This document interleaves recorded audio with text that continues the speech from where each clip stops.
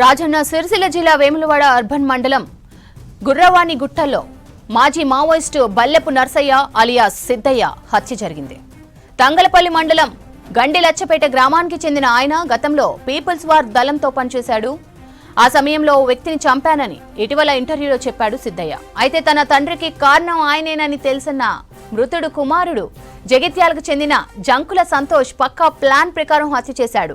మళ్లీ ఇంటర్వ్యూ ఉందని నమ్మబలికి అగ్రహారం గుట్టల దగ్గరకు తీసుకెళ్లి అక్కడే పెద్ద బండరాయితో కొట్టి సిద్దయ్యను చంపేశాడు. నిందితుడు సంతోష్ జగిత్యాల పోలీసుల ఎదుట లొంగిపోయినట్లు సమాచారం.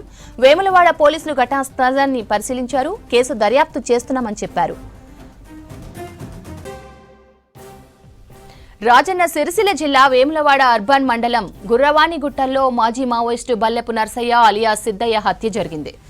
తంగలపల్లి మండలం గండి లచ్చపేట గ్రామానికి చెందిన ఆయన గతంలో పీపుల్స్ వార్ దళంలో పనిచేశాడు.